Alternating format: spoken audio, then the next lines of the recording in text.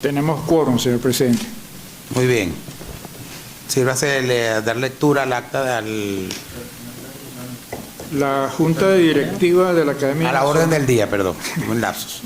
de la Academia Nacional de Medicina tiene el agrado de invitar a los individuos en número, miembros correspondientes nacionales y extranjeros, invitados de cortesía, profesionales del área de la salud, estudiantes y público en general, a la sesión ordinaria que se realizará el día jueves 19 de septiembre de 2024 a las 10 a.m. en modalidad presencial en la sala de sesiones de la Academia Nacional de Medicina y virtual vía Zoom y YouTube de acuerdo al siguiente orden del día. Luego de la verificación del quórum habrá la presentación del trabajo académico El riesgo de una nueva pandemia de influenza por el académico Dr. José Esparza, miembro correspondiente extranjero, puesto número 25. A continuación habrá una sesión administrativa donde habrá la consideración de las actas, informe del presidente, informe del secretario, presentación de un trabajo por el aspirante a invitado de cortesía, doctora Ana María de Abafi, reflexión acerca de los fundamentos de la cirugía plástica y su visión social humana, y luego puntos varios. Muy bien. Hacemos la presentación del doctor José Esparza para darle el derecho de palabra entonces. Correcto. La conferencia del doctor Esparza, debo decir que el doctor Esparza, ampliamente conocido en el ámbito nacional e internacional por sus investigaciones en el área de biología, es médico venezolano graduado en la Universidad del Zulia con un PhD en virología en el Baylor College of Medicine en Houston, Texas, después de lo cual ingresó como investigador al Instituto Venezolano de Investigaciones Científicas, donde trabajó hasta el año de 1986, cuando formó parte de la Organización Mundial de la Salud en sus oficinas de Ginebra, en la sección de enfermedades transmisibles. Ese es un cargo que dura aproximadamente 10 años. Después de ello fue miembro encargado de los estudios sobre la vacuna para el SIDA, que es un organismo que depende del conjunto de la OMS con UNICIDA. Posteriormente fue contratado como consejero por la Fundación Bill y Melinda Gates en el mismo programa de lucha contra el SIDA, especialmente en el desarrollo de vacunas contra esa enfermedad.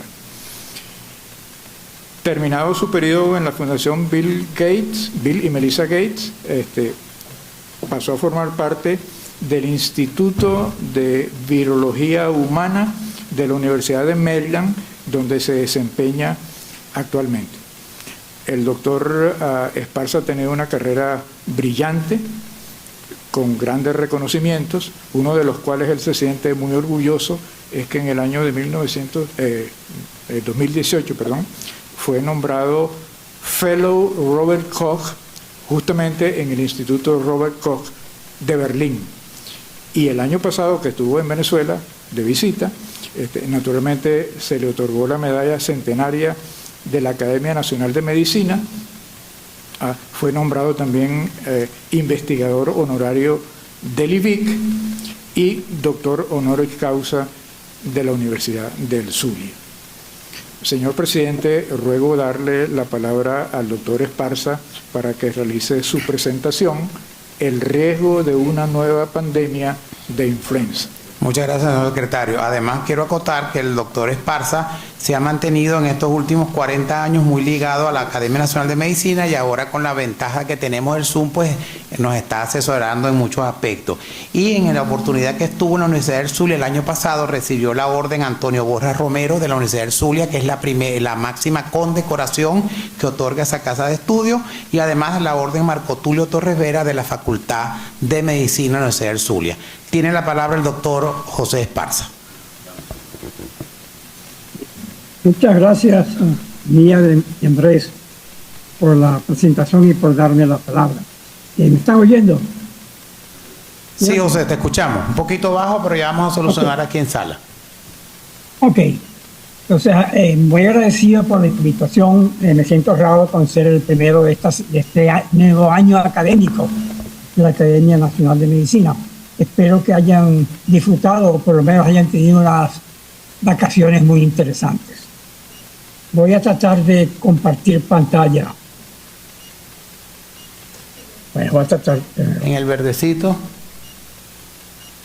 Abajo. Ok, ahora sí. Ahí comenzó. Listo, ahora pon la presentación completa. Ok, está bien. Ahí, muy bien.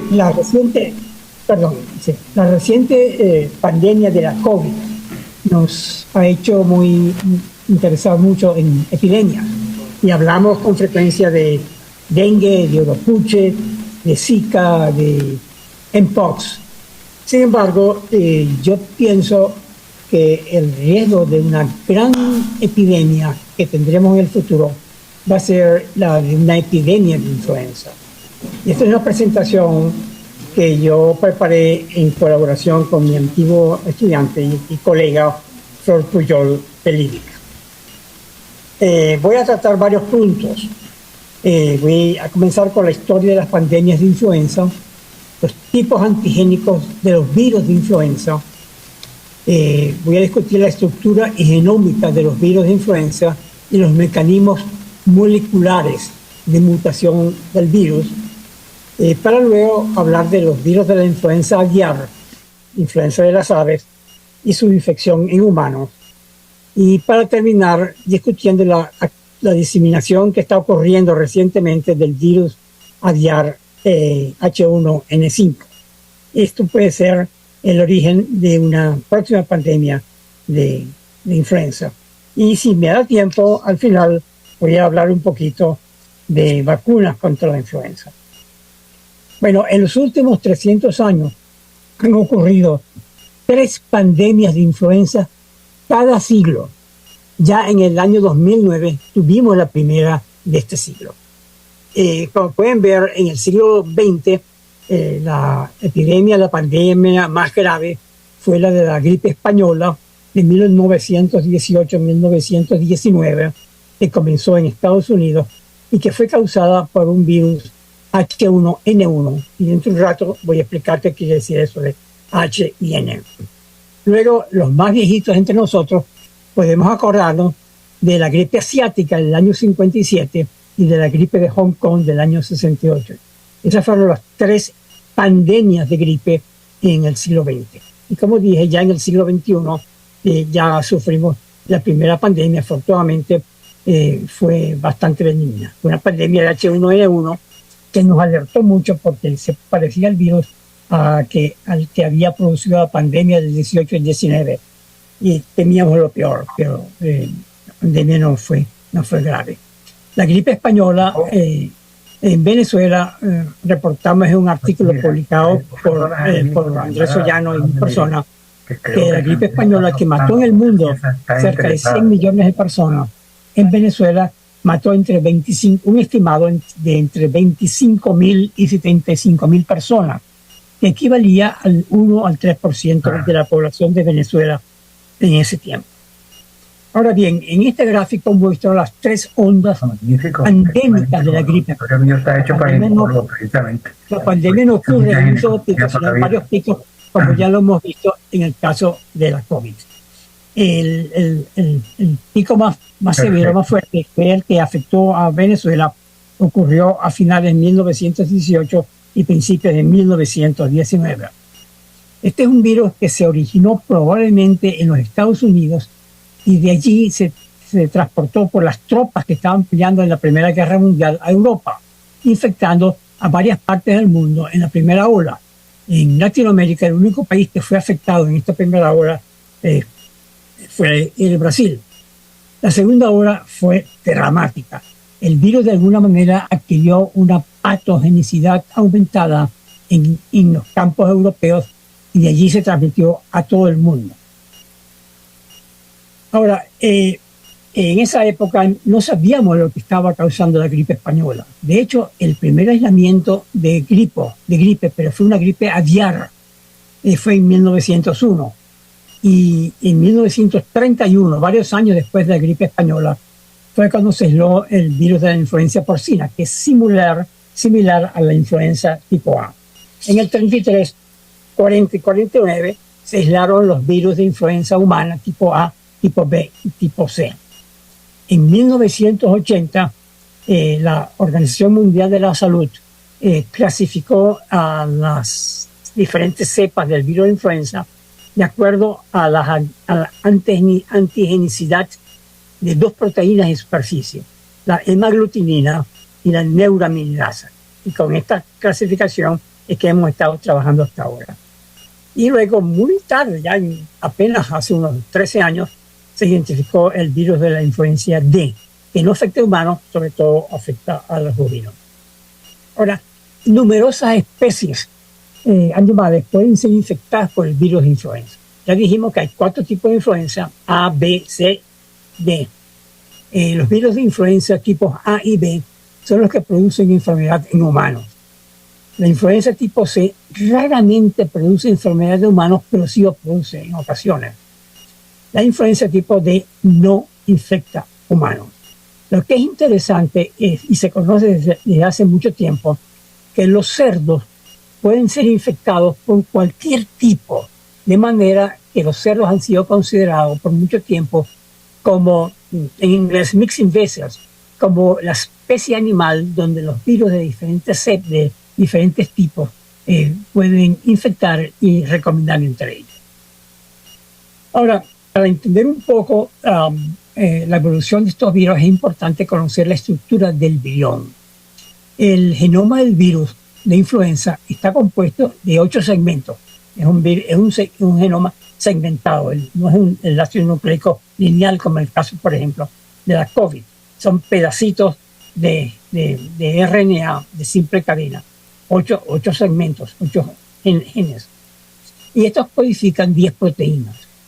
Las proteínas más importantes que tenemos que tener en cuenta para esta discusión son la hemaglutinina, que es codificada por el segmento 4 del virus, y que esta es la proteína que está situada en la parte externa del virus y que reconoce a los receptores celulares que contienen ácido siálico y que median la penetración del virus. Esto define el rango de hospederos. La segunda proteína muy importante, también situada en la superficie del virus, está codificada por el segmento 6, y es la neurominidasa. Esta proteína es responsable de liberar el virus que ha sido adherido a receptores no funcionales y al mismo tiempo favorece la diseminación del virus. Luego, la nucleoproteína es aquella a la cual se adhiere a las moléculas de ácido ribonucleico genómico en el interior del virus. Y como es una RNA de simple cadena negativa, necesita una polimerasa que transcriba el RNA negativo a mensajero. Y hay 3 subunidades, PB1, PB2 y PA. La PB2 es la proteína importante para permitir la replicación del virus de la influenza en mamíferos. Y luego tenemos las proteínas de membrana M1 y M2 que le dan estabilidad a la partícula viral. Ahora, los tipos de influenza A, B, C y D están definidos por la antigenicidad de las proteínas de la nucleoproteína y de la membrana. Y las proteínas de hemaglutinina y neuraminidasa definen los numerosos subtipos de la influenza tipo A. Y estos son los blancos importantes de los anticuerpos neutralizantes y también son elementos componentes importantes en la vacuna. Ahora, existen muchos subtipos del virus de influenza tipo A y son numerosos las especies animales que pueden servir de hospederos naturales. Se han identificado hasta ahora 18 subtipos de hemaglutinina y 11 subtipos de neurominidasa. De manera que hay 198 combinaciones de hemalutinidas y neuraminidasas, pero se han descrito hasta ahora solamente 86 combinaciones. Debo decir aquí que todos los subtipos de hemalutinida y todos los subtipos de la neuraminidasa se encuentran en virus de influenza que hoy en día circulan o que han circulado en las aves. Y que tan solo 3 combinaciones circulan actualmente entre virus humanos. Es H1N1, el virus que causó la influenza, la gripe española, H2N2 y H3N2. Ahora bien, la pandemia de 1918-19, como ya les dije, fue causada por un subtipo H1N1 originario de las aves. La pandemia de 1957 fue causada por el subtipo H2N2 y la de 1968 por el subtipo H3N2.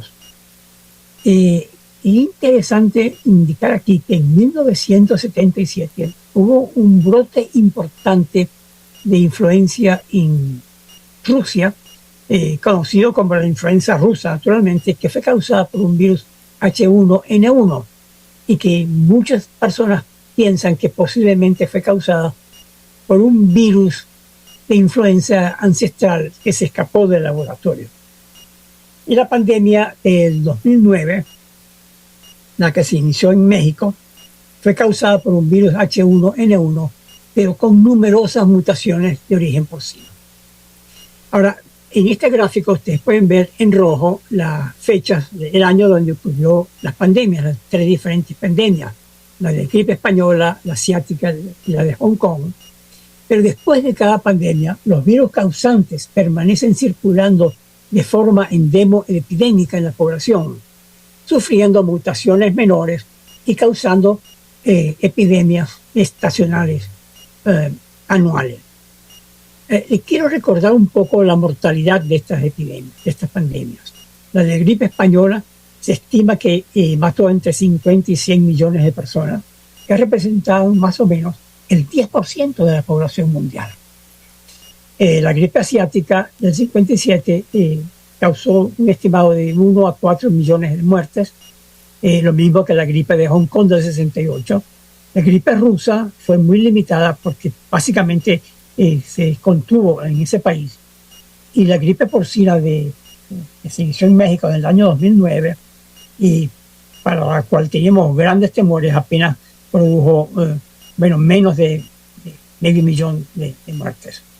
Ahora, esas son la mortalidad por las epidemias, por las pandemias, las 3 pandemias o 4 pandemias que han ocurrido en el siglo XX y lo que va del XXI. Pero recuérdese que todos los años hay brotes de epidemias estacionales. Y cada año en el mundo mueren entre 30.000 y 60.000 personas por epidemia estacional. En Estados Unidos se calcula que son 75.000 personas las que mueren todos los años por la influenza, que es una enfermedad prevenible por vacuna. En el año 2021, la COVID mató un estimado de 4 millones de personas. Algunos piensan que pudo haber sido hasta 7 millones de personas. Ahora, ¿cómo pueden cambiar los virus de la influenza? Hay 2 mecanismos, uno que llamamos deriva antigénica y salto antigénico. La deriva antigénica, en inglés, drift, son pequeños cambios o mutaciones que pueden provocar cambios en las proteínas de la superficie, ya sea la hemalutinina o la neuraminidasa, y también en otras proteínas, claro, resultando en una menor sensibilidad a los anticuerpos neutralizantes de la población.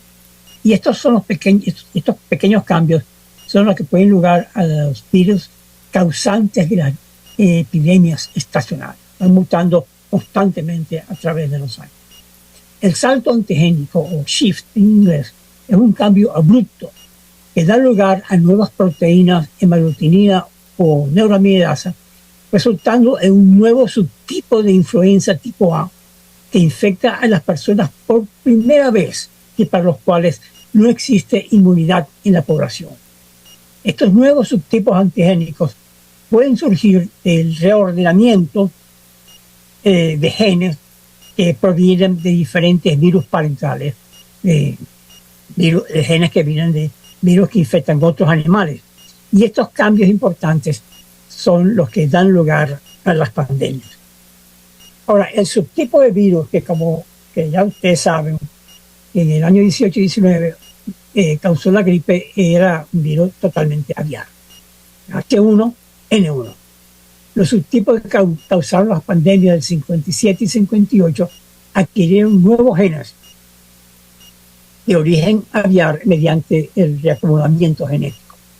Es decir, cuando un animal porcino, un ave o un humano se infectaba con dos tipos de virus diferentes, dentro de las células humanas o de las células del animal infectado había un reordenamiento de los genes y se producía un virus que era un Frankenstein, que tenía genes de un virus y de otro. El subtipo que nos causó el gran miedo en la pandemia del 2009 fue un reordenamiento muy complejo de virus aviares y virus porcinos de América del Norte, de Asia y Europa. Y como les mencioné antes, las pandemias ocurren cuando la población se encuentra enfrente a un virus para el cual no tiene inmunidad contra las nuevas hemaglutinidas y neuraminas. Ahora, las moléculas de hemaglutinin que están en la superficie de la partícula viral forman un trímero. El componente más externo de la hemaglutinina, que es la cabeza globular, tiene el sitio de unión al receptor celular. En el caso de los virus humanos, H1, H2 y H3, es el ácido siálico alfa 2,6. Y este receptor se encuentra en los humanos en las células del tracto respiratorio superior e inferior.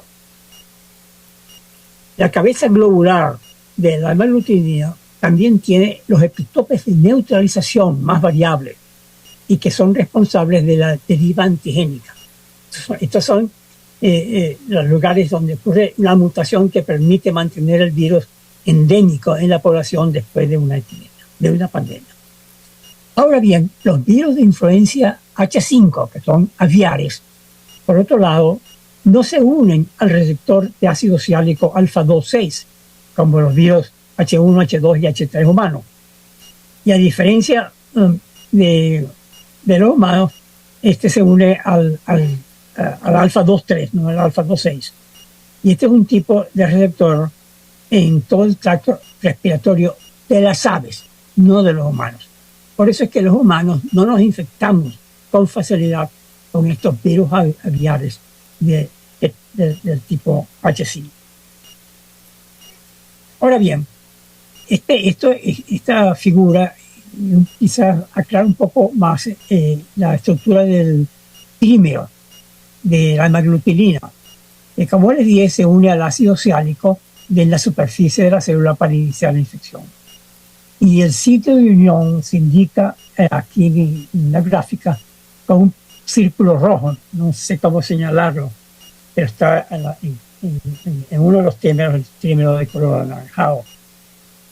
Y ya ustedes saben bien que los ácidos siálicos reconocidos por estos trímeros son diferentes en virus que infectan humanos a virus que infectan aves. Pero la pregunta, entonces ya sabemos que estos virus aviares están constantemente circulando en la naturaleza, están alrededor de nosotros y ya han sido origen de las cuatro últimas pandemias que no las hemos visto todas, las tres en el siglo XX y una en el siglo XXI. Entonces la pregunta es si la próxima pandemia de influenza será acaso causada por un virus aviar, probablemente del tipo H5N1. Ahora, les recuerdo de nuevo, que el virus de la influenza aviar tipo A puede presentarse en múltiples subtipos de hemaglutinina. Son 18 subtipos de hemaglutinina y 11 subtipos de neuroaminidad. Ahora, ¿cómo emergen esos virus de la influenza aviar de las aves a los mamíferos? Bueno, los virus de la influenza A se han encontrado en múltiples especies de aves y todos ellos aparentemente derivados de ancestros finales en aves silvestres. Estos virus de aves silvestres pueden transmitirse a través del agua o a través de fómites a mamíferos marinos y a patos domésticos, también a aves, a gallinas del libre pastoreo. Sin embargo, en la mayoría de los casos, estas infecciones no resultan en una posterior transmisión de humano a humano. Y hoy en día sabemos que además de los cambios que debe haber en los receptores del ácido oxálico, se necesitarían adaptaciones virales adicionales para una transmisión sostenible de humano a humano de los virus de influencia animal. Ahora, hay diferentes combinaciones de estos virus que han estado asociados con infecciones en humanos en varias partes del mundo. Un momento, estoy aquí. Los virus, entonces, de influencia aviar se clasifican como de baja o alta patogenicidad, dependiendo de la gravedad de la enfermedad que causan en las aves. Es interesante que con frecuencia leemos en el periódico que en tal o cual país hay una gran episodio, una gran epidemia de influencia aviar que ha requerido que se sacrifiquen miles, cientos de miles de aves de corral. Esta alta patogenicidad de estos virus aviares se debe a que tienen un sitio en la merlutinina que puede ser clivado por la furina, entonces aumenta mucho la patogenicidad. Ahora, si uno ve esta lista de virus aviares que han ocasionado casos en humanos en los últimos 50 años, vemos que estamos viviendo con la extensión del H5N1, quizás la epidemia de virus aviar más grave que hemos visto hasta ahora. La influencia aviar H5N1 comenzó a expandirse en humanos ya hace muchos años, en el año 2003. Y de 2003 al 2013, perdóname aquí un segundo. Del 2003 al 2013 se reportaron 649 casos humanos de influencia aviar. Son personas que normalmente trabajaban en granjas de pollos y se infectaban por los pollos, pero ellos no transmitían el virus de humano a humano o lo hacían con muy poca frecuencia. Sin embargo, estos casos que se infectaban a partir de pollos eran muy graves, con una letalidad del 60, más del 60 o el 60% de esos casos morían. Hoy en día, en el año 2024, hay 24 países que ya han reportado la presencia del virus H5N1. En las Américas, los primeros casos de H5N1 se detectaron en Canadá en el año 2021, hace 3 años. Primero en Canadá y luego en los Estados Unidos. Y en el año 22 se detectaron los primeros casos en América del Sur. Ven que el virus está viajando del norte hacia el sur, siguiendo el recorrido de las aves migratorias, que es básicamente cerca de las costas. Y en noviembre del año 2022, hace 2 años, Flor Puyol, mi coautora en esta presentación, detectó virus aviares H5N1 en pelícanos en la costa de Venezuela. Ahora el H5N1 ya tiene 2 o 3 años expandiéndose por las Américas y está extendido por todo el continente. Y aquí podemos ver cómo el virus ha causado infecciones masivas y muertes entre los animales marinos, particularmente en focas en la Argentina. De manera que este es un virus que ya ha aprendido a infectar mamíferos. Ahora, quizás podamos discutir un poco cómo se puede adaptar los virus de la influenza aviar a infecciones en mamíferos. Bueno, cuando se hace el seguimiento genómico de estos virus, se ha encontrado que hay 4 mutaciones en la cabeza de la hemaglutinina, en el sitio de unión al receptor al ácido oxálico. Están en esta diapositiva en el círculo rojo, pero están en los aminoácidos en color azul. Entonces, estas mutaciones aumentan la afinidad de los virus aviares a los receptores de tipo humano. Y algunas de estas mutaciones ya se están observando que ocurren de manera espontánea en la naturaleza y por lo tanto es algo que debe ser monitoreado, porque cuando veamos surgir unas mutaciones que corresponden al sitio de unión del ácido sálico y que permiten la infección en humanos, esa es una señal de alerta. Ahora, estas mutaciones en el laboratorio se reprodujeron experimentalmente en virus aviares y se encontró que al hacer estas 4 mutaciones, la transmisión por gotas, por pequeñas gotículas del virus de influenza, entonces el virus adquiría la característica de poderse transmitir de animal mamífero a animal mamífero. Hurón es un ferret, es uno de los animales experimentales en influenza. Sin embargo, no se sabe si las 4 mutaciones en la aglutinina harían que un virus H5N1 completamente aviar fuera totalmente transmisible entre humanos.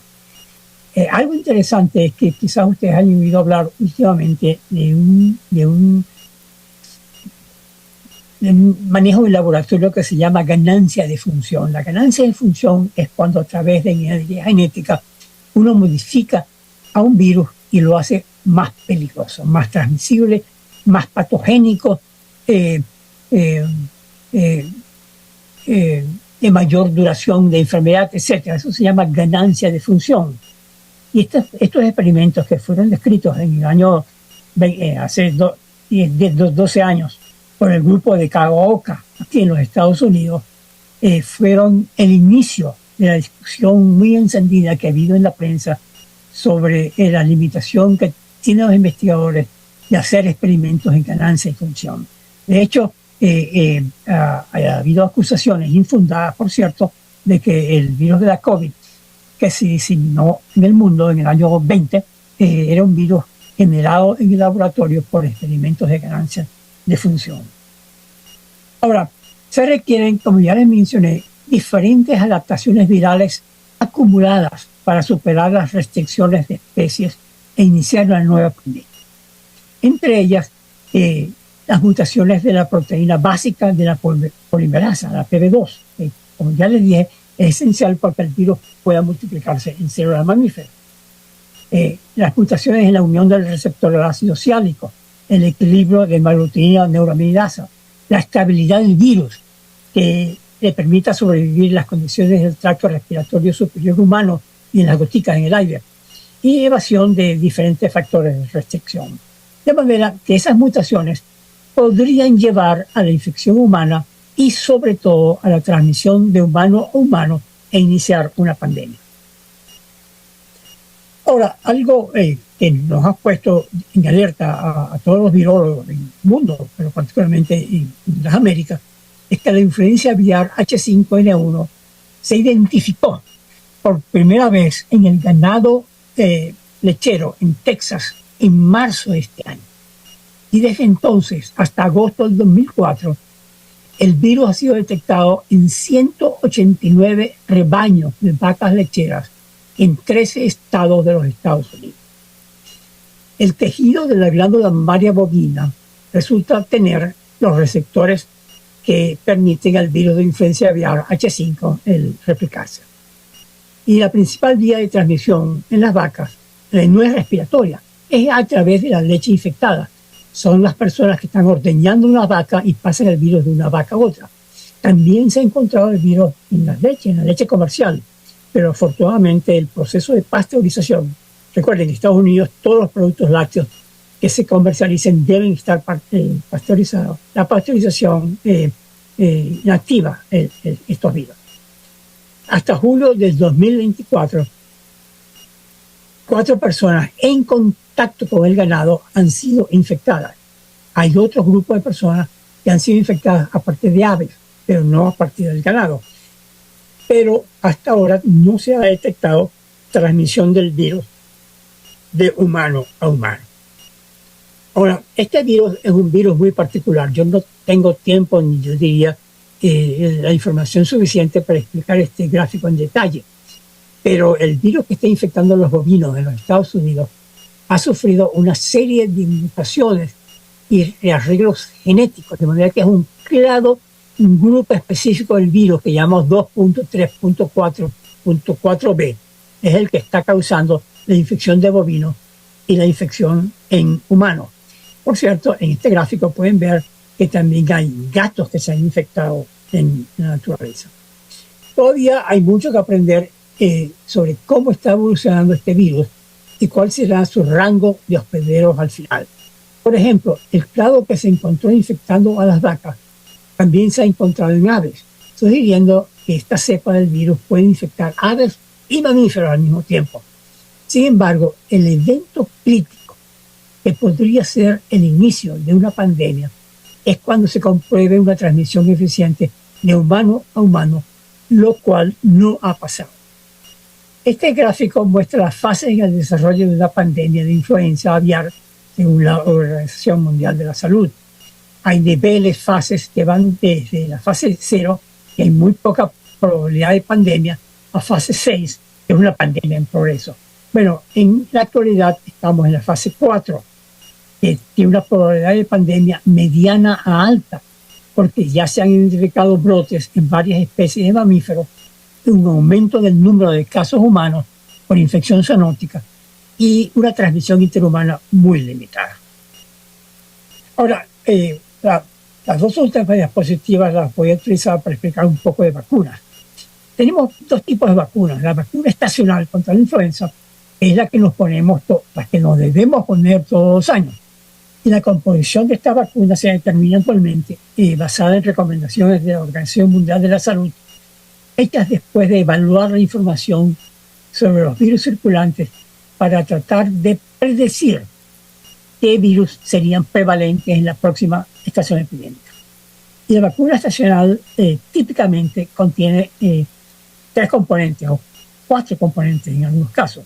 Un virus de influenza H1N1, lo que está circulando, pero hay que detectar cómo se han modificado esos virus por la deriva antigénica, un virus de influenza H3N2 y 1 o 2 cepas de influenza tipo B, Victoria y Yamagata, aunque en los Estados Unidos ya no se está incluyendo en la vacuna las cepas de Yamagata porque no circula desde hace un par de años en los Estados Unidos.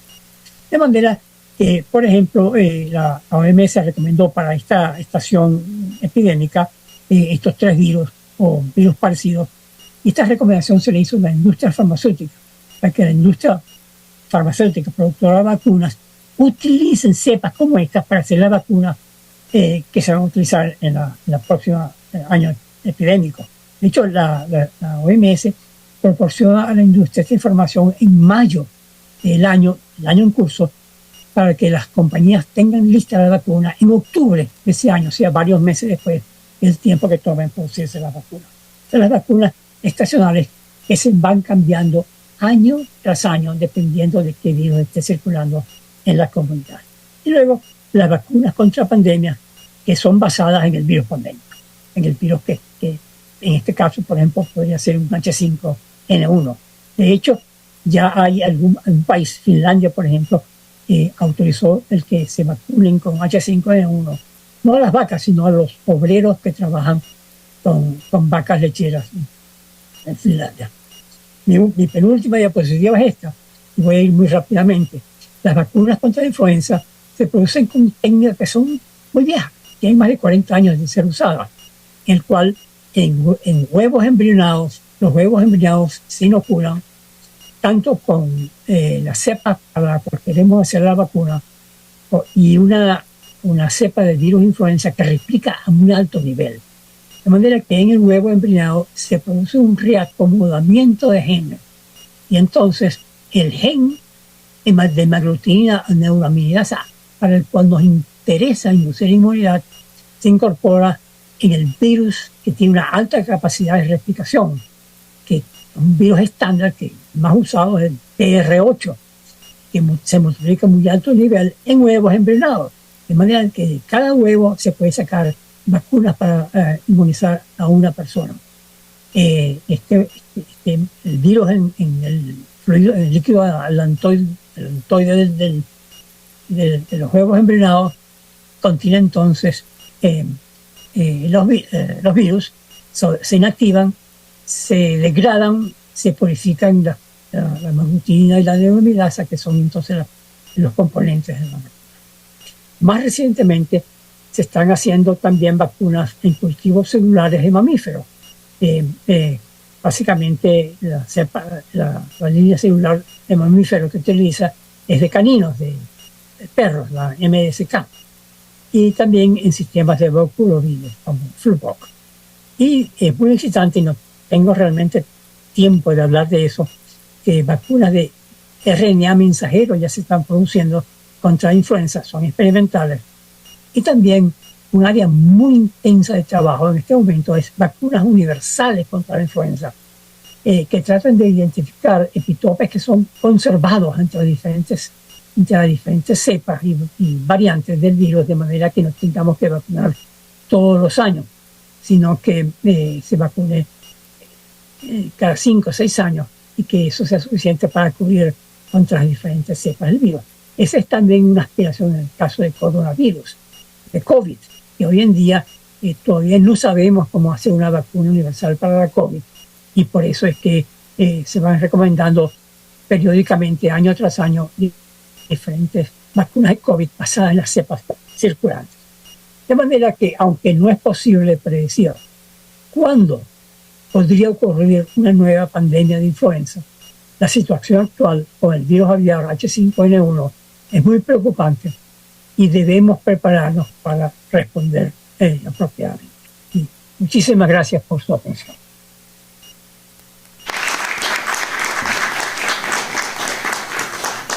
Muchas gracias, doctor Esparza, por su interesante conferencia.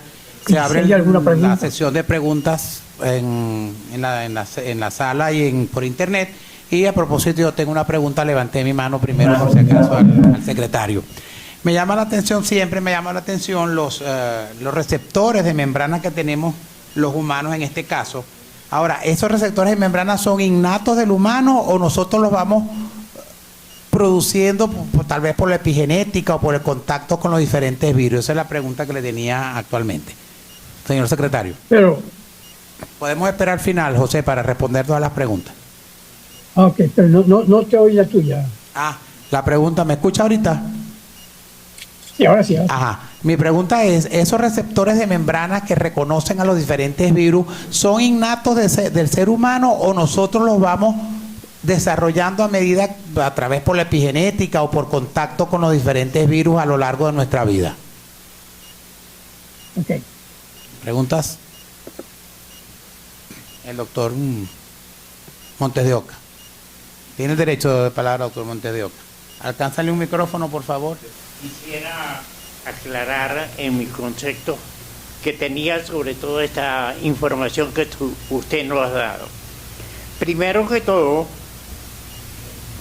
tengo una confusión en mi trayectoria de información sobre estos problemas, de lo que es una epidemia y lo que es una pandemia. En relación a toda la conferencia que usted nos ha dado, hay algunas situaciones que son de carácter epidémico, mientras otras son de carácter pandémico.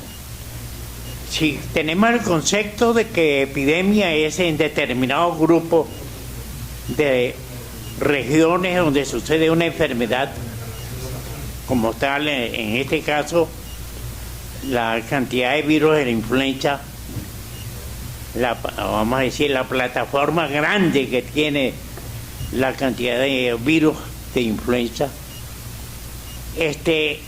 Sin embargo, hay solamente en regiones, y es fundamentalmente en las regiones rurales. Me da la impresión por toda la información que usted nos ha dado. En cambio, la pandemia, conceptualmente, es más extensa para todos los países y por eso se denomina pandemia. Yo quisiera que usted me aclarara ese punto, porque ya la pandemia sería también no solamente en zonas rurales, sino en todos los países y en todas las poblaciones. Ese es el primer punto. El segundo punto es uno de los más importantes para mí, porque me he dedicado a la información sobre la inteligencia artificial. Y es la siguiente. Dentro de la inteligencia artificial existen lo que se llaman los chatbots. Y dentro de los chatbots está indudablemente el GPT-4. El GPT-4,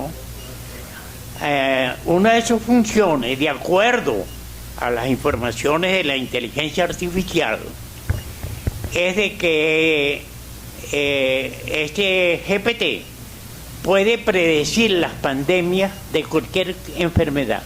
Yo quisiera que usted me dijera si en el aspecto viral de la influenza esto puede suceder con la inteligencia artificial.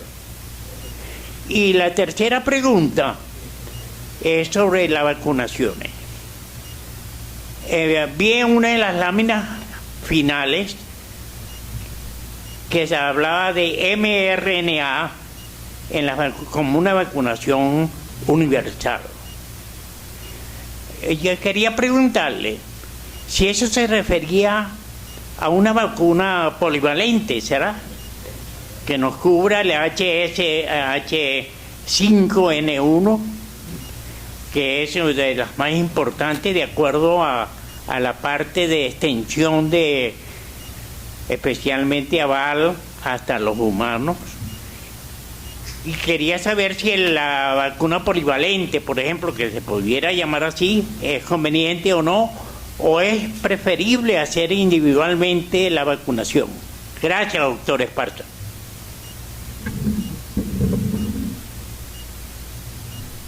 ¿Alguien más? El doctor Carlos Aponte, del Instituto Nacional de Higiene, bienvenido, tiene derecho a palabra. José, muy contento de verte. Es Carlos Aponte. Hace años de que no te hacía preguntas. Espero que te encuentres bien. Tengo varias preguntas. Siempre esto de predecir el comportamiento de un virus es un riesgo de estilo, ¿cómo se llama? Futurístico, ¿no? Las probabilidades que se presentan y la pregunta realmente viene por ese lado, es ¿cuál es el peso del azar que tú le das a la hora de predecir un comportamiento viral, en particular en este caso de influenza, donde sabemos que en ocasiones esto juega un papel importante en los procesos evolutivos virales? Y la otra cosa es que en los últimos años he estado consultando bibliografía acerca de varios virus. De hecho, de monkeypox estoy tratando de preparar algún tipo de escritura. Y con influenza me di cuenta de que empieza a adquirir mucha fuerza el concepto, de nuevo, de cuasi especies. Y se están viendo que circulan cuasi especies incluso en un individuo, y que esas cuasi especies de alguna manera desequilibran mucho la posibilidad de predecir con seguridad los distintos comportamientos del virus en el futuro. Entonces quisiera saber tu opinión al respecto, y gracias por estar de nuevo aquí con nosotros, así sea vía online. Sí. Solicita la palabra el doctor José Luis Ceballos. Tiene la palabra el doctor José Luis Ceballos. Muchas gracias por concederme el derecho de palabra. Felicitaciones al doctor Esparza, mi tocayo. Usted finalizó la conferencia diciendo que ante ese virus N5 debemos prepararnos. La pregunta es, además de vacunas, ¿en qué pudiera consistir esa preparación? ¿Y qué lecciones hemos aprendido de la pasada pandemia de COVID que pudieran aplicarse a futuro en este... ¿No se oye? Sí, se oye. ¿Habla? ¿Ahora sí? Gracias por concederme el derecho a la palabra. Al doctor José Esparza, felicitaciones. Le decía que usted finalizó su conferencia diciendo que ante esa posible pandemia de N5 debemos prepararnos. La pregunta es, además de vacunas, ¿qué otras preparación pudiera tener en escala mundial? ¿Y qué lecciones hemos aprendido de la última pandemia de COVID que pudieran aplicarse prospectivamente a una futura pandemia? Solicita la palabra vía Zoom el doctor Omar Reyes. Tiene la palabra el doctor Omar Reyes. Adelante. Buenos días. Felicitaciones para el doctor Esparza. Tengo la siguiente pregunta. ¿Qué modelos podemos utilizar para modelar la pandemia de la influenza de una manera efectiva? Muchas gracias y felicitaciones por su exposición. Gracias. Solicita la palabra el doctor Carlos Rojas Malpica. Adelante, doctor Carlos Rojas Malpica, tiene derecho a palabra. Bueno, muy buenos días, gracias por darme la palabra. Saludos a todos por este reinicio de las actividades y felicitaciones al doctor Esparza porque ha hecho una conferencia no solamente didáctica, sino densa desde el punto de vista científico, pero también de largo alcance. Yo diría que es un científico haciendo prospección, que es una de las actividades de la ciencia más complejas y más completas también, y más difíciles posiblemente. Sobre la conferencia, por supuesto, altamente densa e ilustrativa, me quiero permitir añadir los componentes subjetivos de las grandes enfermedades y de las grandes pestes de la historia, que también son igualmente importantes y que han motivado una gran literatura a través de todos los tiempos. Inclusive al principio son más literatura en el sentido tradicional de la palabra, que propiamente ciencia. Boccaccio, por ejemplo, escribió sobre la peste. También lo hizo Thomas Mann, Muerte en Venecia, La montaña mágica, o La dama de las camelias sobre la tuberculosis, o en nuestro medio lo hizo Miguel Otero Silva con su novela Fiebre y la desaparición a la que da lugar de un pueblo prácticamente completo por efecto de la malaria. Por supuesto que esas grandes pestes tienen una resonancia simbólica muy importante y que yo creo que, digamos, la medicina tiene necesariamente que incorporarla en su corpus teórico, de tal manera que sobre la gran conferencia que acabamos de escuchar, yo me permito sugerir la necesidad de apropiarnos también de esa parte subjetiva y simbólica de las pestes. Muchas gracias y de nuevo mis felicitaciones, doctor Esparza, por su conferencia. He aprendido mucho hoy en la mañana. Sí. Solicita la palabra el doctor José Antonio Odelli. Adelante, doctor José Antonio Odelli, tiene derecho de palabra. ¿Me oyen? Sí. José, en primer lugar, muchas felicitaciones como todos los que me han precedido en la palabra. Y se ve que los virus persisten en el huésped debido a sus antígenos frecuentemente hacen en su estructura. Ahora, yo quería tocar un punto. Por casualidad, ha indagado si esos virus, además de esos cambios en su estructura, inducen inmunosupresores. Muchas gracias por la palabra y un gran abrazo, José Esparza, con muchos recuerdos de los 30 años que pasamos juntos en el IBIC. Solicita la palabra el doctor Saúl Criboy. Tiene derecho de palabra, doctor Saúl Criboy. Adelante. Felicitaciones, José, por excelente revisión. Una sola pregunta, ¿hay que vacunarse o no?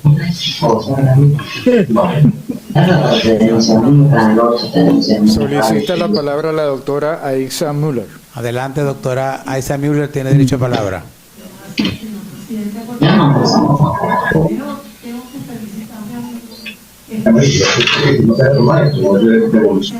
No me lo mandaron,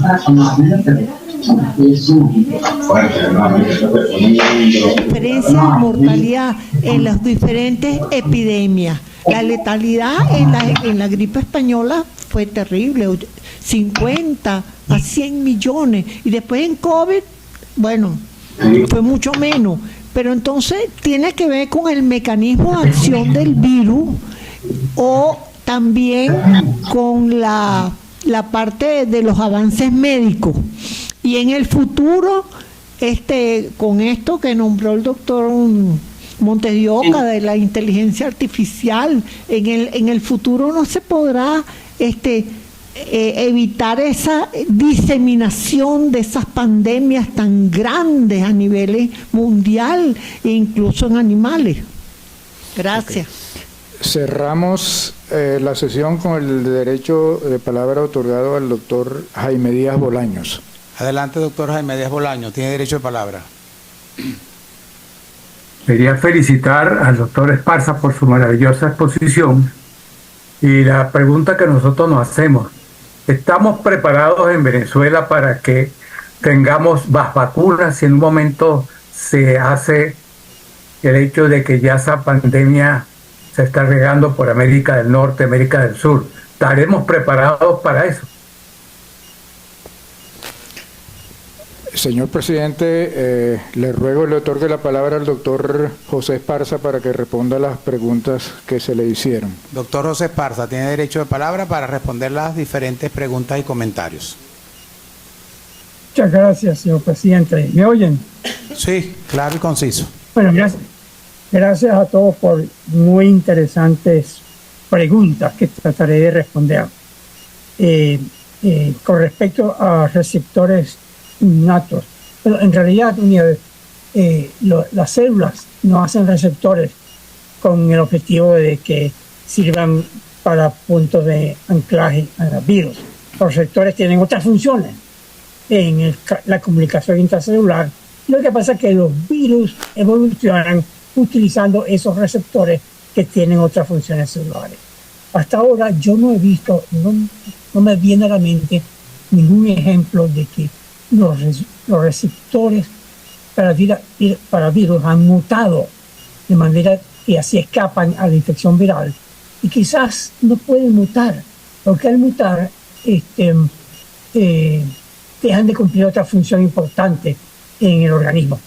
Ahora me corrijo a mí mismo. En realidad se ha ido una mutación que me viene a la mente inmediato. Es en la superficie de los linfocitos CD4 hay un receptor para el virus del HB1, el virus de la inmunodeficiencia humana, que ha mutado, que ha tenido una deleción de 32 aminoácidos y que ya no pueden absorber el virus del SIDA. O sea que sí hay ejemplos. Entonces es posible que presiones evolutivas pueden llevar a la eliminación de un receptor si no tiene otra función fisiológica importante. Creo que el doctor aún mencionaba la diferencia de epidemia y pandemia, y usted la describió muy bien, de manera que yo no tengo por qué repetirla. De hecho, las epidemias comenzaron en la historia de la humanidad con la formación de las primeras ciudades hace 6.000, 7.000 años, cuando habían suficientes personas viviendo en un solo lugar, de manera que podían permitir que un virus se transmitiera de persona a persona, pero al mismo tiempo que hubieran un grupo de personas que se escapara, que no se hiciera inmune y que más tarde preservara la epidemia. Entonces, en las zonas rurales, en realidad, ocurren esos pequeños brotes que nunca lleguen a desarrollarse. Un ejemplo muy moderno es el monkeypox. El monkeypox es un virus que ha existido desde hace probablemente cientos de África Central. El monkeypox no salía del África Central. Afectaba sobre todo poblaciones rurales muy aisladas en la República Democrática del Congo. Y ya ahora, con el aumento de la población, con los viajeros que visitan África, el virus del monkeypox se ha empezado a diseminar en los últimos años fuera de África. Lo mismo ha pasado con ébola, el virus de ébola, que en la misma República Democrática del Congo producía enfermedades hemorrágicas aisladas, que no llegaban a afectar a más de una decena de personas, por dos razones: porque ocurrían en zonas rurales muy aisladas, y segundo, porque eran tan dramáticos los casos de hemorragia que producía, que rápidamente la población actuaba y se aislaba de esos casos, de manera que cortaba la transmisión. Entonces hay una serie de determinantes sociológicos, médicos, que favorecen o no favorecen la transmisión epidémica o pandémica. Yo pienso que una enfermedad que se transmita por contacto sexual, por ejemplo, se va a perpetuar, pero no va a ser explosiva como el COVID. Las enfermedades por transmisión respiratoria son aquellas que son explosivas. Otras enfermedades transmitidas por vectores, insectos, por ejemplo, también están limitados porque dependen de si en una población determinada existen el insecto transmisor. De manera que el ver las epidemias como una unidad, como algo único, es un error. Cada epidemia tiene su forma, su comportamiento. El doctor aún preguntó sobre inteligencia artificial y habló del chat GPT-4, que yo lo utilizo, yo lo leo. Y entonces cuando me preguntó sobre el chat GPT, yo le pregunté aquí en mi teléfono, le hice la pregunta al chat GPT: ¿cuál será la próxima epidemia, la próxima pandemia? Y después de pensarlo un rato, el chat GPT me respondió. La pregunta se la hice en español. Entonces me respondió en español. Dice: la próxima pandemia de influenza es difícil de predecir con exactitud, pero muchos científicos creen que podría ser causada por una variante del virus de la gripe, especialmente considerando el avance de cepas como la gripe aviar H5N1, que es lo que yo les expliqué en mi presentación. Ahora, las vacunas de mRNA lo que tienen es la capacidad de producir rápidamente, con relativamente bajo costo, los antígenos. Y las vacunas experimentales que se han hecho hasta ahora están basadas en hemaglutinina y también en la neuroaminidasa. No tienen que crecer el virus en huevos embrionados, sino que sencillamente en el laboratorio se puso el ARN mensajero para estas dos proteínas. Esto a nivel experimental. Lo que todavía no creo que se ha podido resolver es el hacer una vacuna universal, porque no hay epitopes que sean fácilmente accesibles y que sean epitopes comunes para las diferentes cepas. Yo no lo discutí hoy, pero se conoce bastante, y de hecho yo estuve involucrado en un grupo de trabajo al respecto, en que en la hemaglutinina, la cabeza de la hemaglutinina contiene los epitopes de neutralización más importantes, pero son muy variables.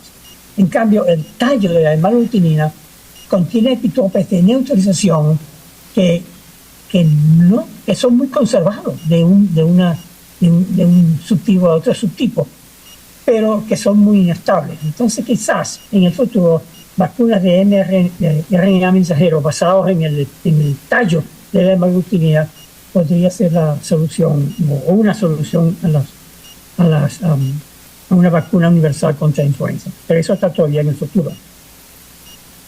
Luego, Carlos Aponte, que fue estudiante en mi laboratorio. Carlos, qué bueno verte después de tantísimos años. Tantísimos es por lo menos 40 años que no nos vemos. Y tenemos anécdotas juntas cuando Carlos hacía anticuerpos monoclonales contra fibras de la E. coli en mi laboratorio en el IBI. Bueno, Carlos habla de que en realidad el problema de los virus es que los virus son familias. Y cuando uno habla de un virus, en realidad está hablando de una población de virus en que cada uno es diferente del otro. Es el concepto de cuasi especie. No hay una especie viral como la especie Homo sapiens o la especie influenza aviar tipo A o tipo lo que sea. Porque en realidad las mutaciones que ocurren al azar, las mutaciones no son pensadas por el virus para hacerse más transmisibles o más patogénicas. Son mutaciones al azar, aunque la mayoría de estas mutaciones son lo que llamamos neutrales, no tienen ningún efecto visible en la patogenicidad del virus, en la transmisibilidad del virus, pero va ocurriendo continuamente al azar. Entonces, ciertamente que con la secuenciación de genes ahora, prácticamente es que estamos comenzando a entender con más detalle cuál es esa composición de las cosespecies. Si me hubieran preguntado hace 5 años, hace 3 años, qué virus producía la influencia aviar en las vacas lecheras en Estados Unidos, no hubiera podido decir nada más que es H5N1. Hoy en día podemos definir el subclado, porque las secuencias de estos virus indican que han mutado en diferentes regiones. El problema es que es más fácil identificar la mutación que identificar qué efectos tiene esa mutación. Entonces, Carlos, gracias por tu pregunta y qué bueno haberte visto. El doctor Ceballos habla un poco de cómo podemos responder ante una pandemia. Yo siempre le digo a mis amigos sanitaristas y epidemiólogos que la función de los epidemiólogos y de los sanitaristas no es la de responder a las epidemias, es de prevenir las epidemias. Y el truco de prevenir una epidemia es la identificación temprana del brote, que muchas veces ocurren en zonas despobladas, muchas veces en medio de Asia, en medio de África. Entonces se necesitan sistemas de diagnóstico rápido y vigilancia epidemiológica que detecten el inicio de una posible pandemia. El problema es que si uno detecta algunos casos de una nueva enfermedad o un aumento en el número de casos de una enfermedad conocida, ¿cómo sabe uno que eso va a terminar en una pandemia o se va a acabar, a extinguir por sí solo? Y la respuesta es complicada porque tiene matices políticos. Hay un país, bueno, México, muy lejos, en la epidemia de México, la pandemia del 2009, la influenza en México, el gobierno hizo una gran inversión en drogas antivirales, en máscaras y en mecanismos de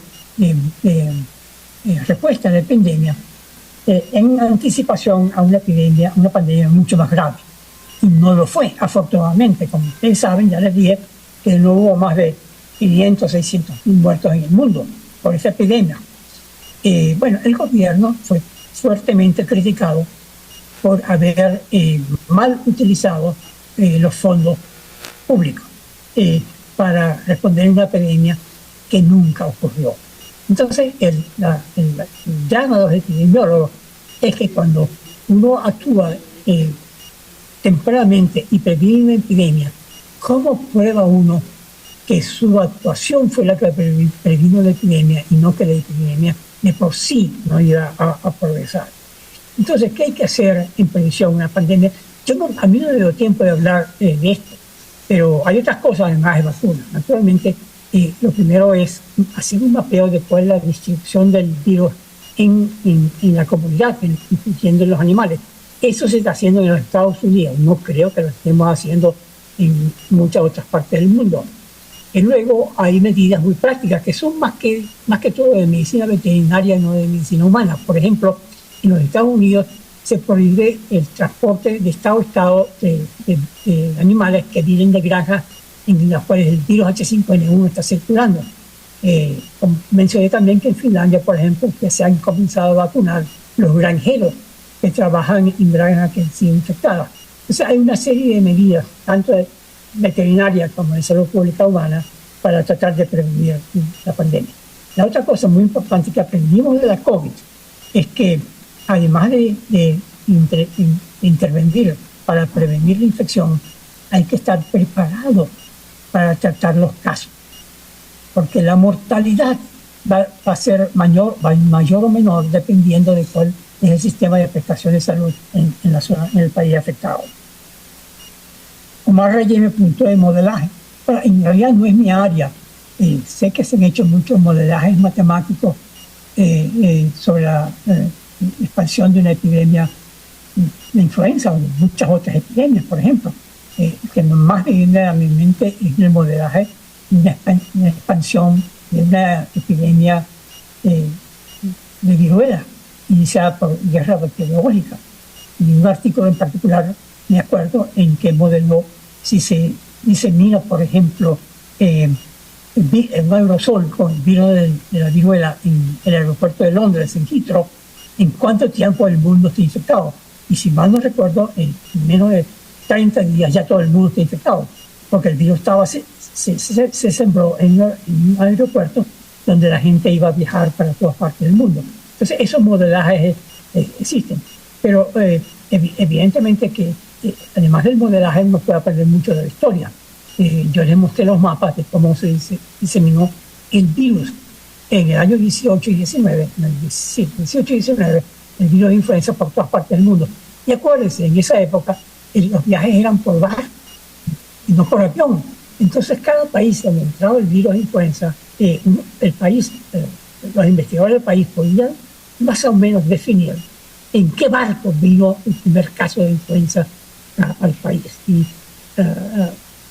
Andrés Ollano y yo escribimos un artículo en la Gaceta Médica de la gripe española en 1918 en Venezuela, donde damos algunos detalles de cómo se alertó de que había llegado un barco a Maracaibo, a Caracas, donde venía un paciente y ese paciente fue el origen de la epidemia.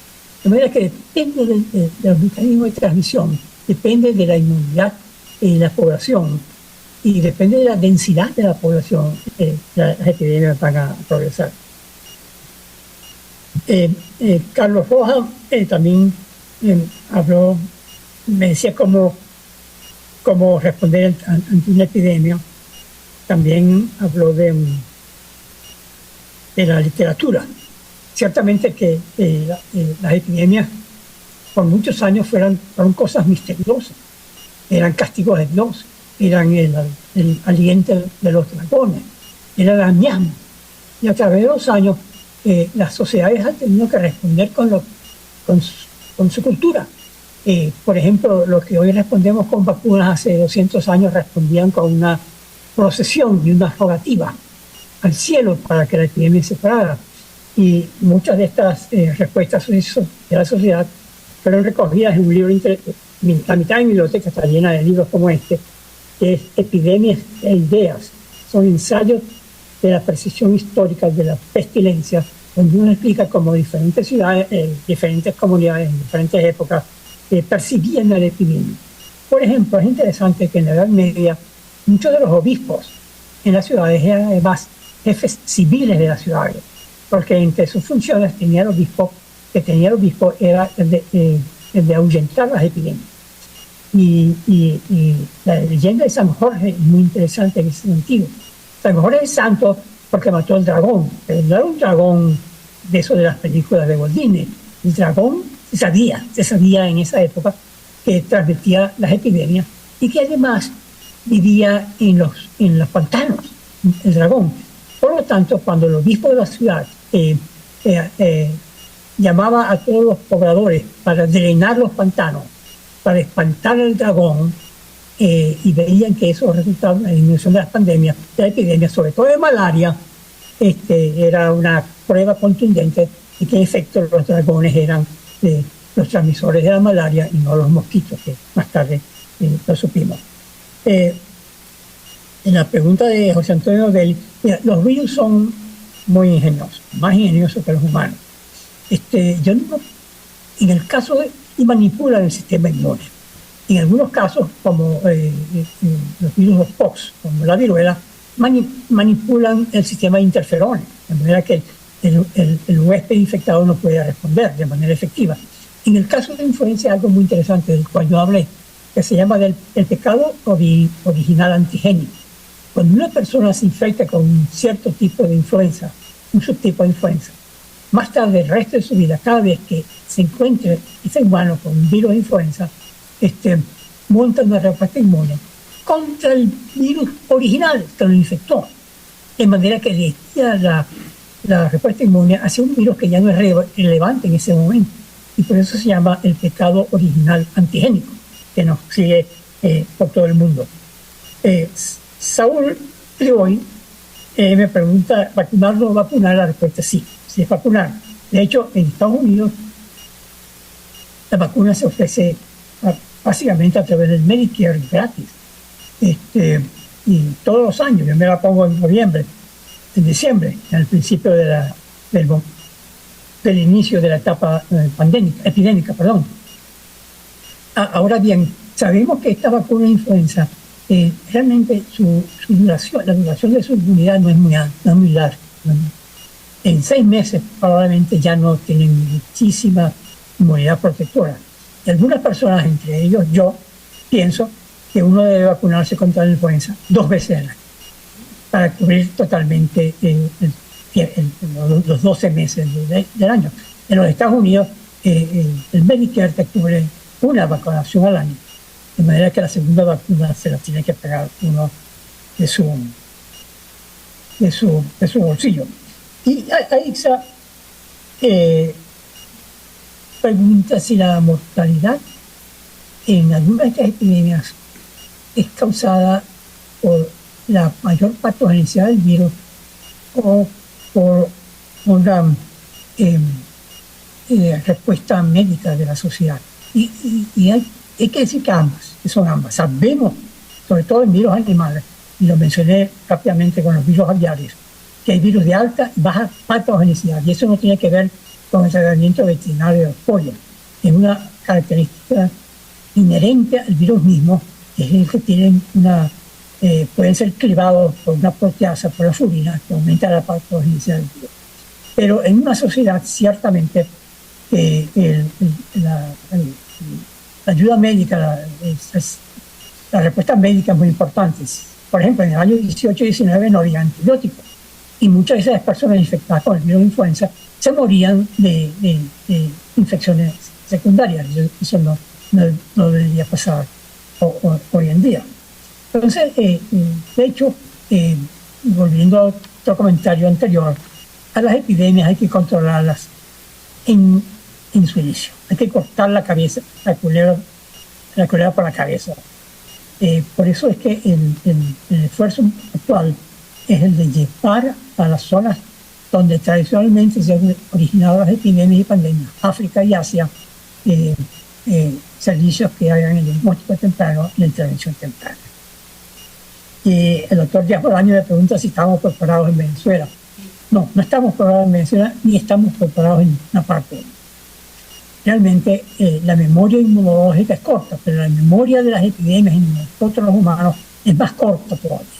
Yo creo que si algo hemos aprendido de la respuesta a la COVID es que no aprendimos nada. Es decir, lo que aprendimos, si se quiere, es que la gente, una gran parte de la población, rehúsa a vacunarse, piensa que los virus no existen, que eso son todas estrategias para acabar con la población, para el control de la natalidad. Mencionaba que la vacuna contra el virus de influenza en los Estados Unidos es gratis y apenas el 40% de los americanos se vacunan con esa vacuna gratis. Pero yo espero que esto haya más o menos respondido de manera, aunque sea rápida, las interesantísimas preguntas que me hicieron mis colegas de la calle. Muchísimas gracias, doctor José Esparza. Y un comentario extra. La memoria inmunológica no solo es corta, la memoria de quienes administran la salud en países como el nuestro es mucho más corta, porque aún tenemos problemas de polio en ciernes, tenemos problemas de difteria, tenemos problemas de sarampión, porque la baja cobertura vacunal pues así nos ha llevado. Entonces creo que el trabajo de la memoria nos toca hacerlo a todos en comunidad y recordar a nuestros dirigentes de la parte de salud que eso sigue siendo un gran problema y esperemos que no nos llegue la H1N5 porque sería pues terrible otra vez para la humanidad y en este caso para los venezolanos. Muchísimas gracias, saludo a su señora esposa con mucho cariño. Señor secretario. Bueno, me toca felicitar para cerrar esta parte de la...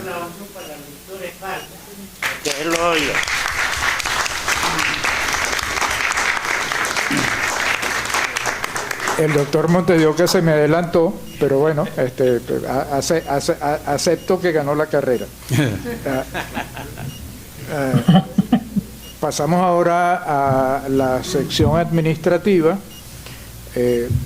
Voy a cambiar un poco el orden para darle en primer lugar a la presentación del informe del presidente. Sí.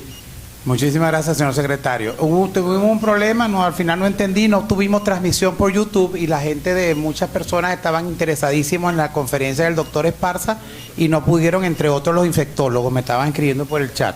Ya averiguaremos qué pasó. En cuanto a las actividades de la Junta Directiva, desde el 1 de septiembre hasta el día de hoy, tuvimos 7 entrevistas en medios de comunicación, 4 internacionales y 3 nacionales. En cuanto a educación médica continuada, el 13 y 14 de septiembre tuvimos 2 talleres de reanimación cardiopulmonar pediátrica en la clínica IDB en Cabudare, presenciales. El 14 de septiembre por vía Zoom, participación en el taller de ABC de diabetes en la clínica El Ávila. El 14 de septiembre también por vía Zoom, campaña sobreviviendo a la sepsis a propósito del Día Mundial de la Sepsis, conferencia quemaduras y sepsis por invitación de la Sociedad Venezolana de Medicina Crítica. Y el 18 de septiembre, ayer, taller sobre hemocultivos en Maracay, en sesión conjunta con la Universidad de Carabobo. En cuanto a las reuniones varias, tuvimos presente el 6 de septiembre reunión interacadémica y el 17 de septiembre reunión con Aciempol en homenaje al doctor Marcos Falcón Briceño. Asimismo, una muy buena noticia, gracias a las gestiones del doctor Carlos Cabrera, ya tenemos registrada en la Biblioteca Nacional, en los archivos, la creación de la editorial de la Academia Nacional de Medicina para ciertos temas que a bien tenemos publicar y no entran ni en la colección Racetti ni en otras publicaciones. Entonces ya tenemos la editorial de la Academia Nacional de Medicina. Dentro de poco el doctor Cabrera nos hará en unos minutos una breve presentación. Estamos haciendo el tercer aviso de la individuo para elección del individuo número en el sillón número 7. El tercer aviso es y el segundo aviso en cuanto a la disponibilidad del sillón número 9, que perteneció al doctor Otto Rodríguez Armas. Es todo, señor secretario. Sí. Le añado, señor presidente, que se le ruega a los académicos pasar, a los que no lo tengan, a revisar esos currículums, porque la elección se acerca. ¿Okay? Ese es el motivo de la llamada. Ese es el motivo de la llamada. Y si no, por internet lo solicitan y se le enviamos los currículos de los aspirantes. Algo que si no lo han notado, pues en sala tenemos un mueble nuevo donde ubicamos los equipos para mayor seguridad, el equipo de transmisión, mayor seguridad y menos feíto que las 2 sillas que teníamos previamente, las 2 mesas. Señor secretario. Ok. Gracias, señor presidente. Me toca informarles. Bueno, yo creo que todos están enterados de que estamos viviendo una crisis, otra crisis en la academia. La sede de la Secretaría está prácticamente inoperativa por las caídas del techo de drywall, de manera que estamos buscándole solución a ese problema. Naturalmente, el problema pasa por la limitación de los recursos, pero bueno, trataremos de administrarlo en cooperación con naturalmente la Fundación Francisco Antonio Rísquez para solucionar ese problema. En el punto yo había puesto algunas consideraciones sobre las actas. Vistas las situaciones que hemos tenido, la lectura de las actas se ha retrasado, pero pronto nos pondremos al día a ese respecto. Uno de los problemas de las actas de la Asamblea es fundamentalmente que por un problema que se ha presentado o se presentó de cierta manera con Lira Network, no teníamos la lista de la asistencia virtuales para poder hacer el acta completa, que naturalmente implica tener la asistencia de los presentes, que la tenemos porque son los libros que firman los académicos, pero esa parte solamente nos llegó, vamos a decirlo, tardíamente, y entonces estamos tratando de tener esas actas.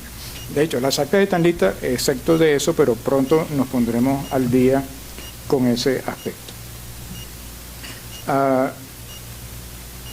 Quizás otro aspecto importante que valdría la pena mencionar en relación a actividades de la Secretaría, igualmente de la biblioteca. Como ustedes saben, pronto tendremos a su vez una reunión con la Fundación Francisco Antonio Rísquez para ver, porque no es solamente el área de Secretaría, sino que eso implica también el área de la biblioteca. Creo que la última reparación se hizo en el año 21. Bueno, desafortunadamente no tenemos el diagnóstico exacto, pero el hecho es que las filtraciones siguen y el palacio se está dañando, de manera que bueno, estamos tratando de resolver ese problema. En principio, creo que eso es todo en cuanto al informe del secretario.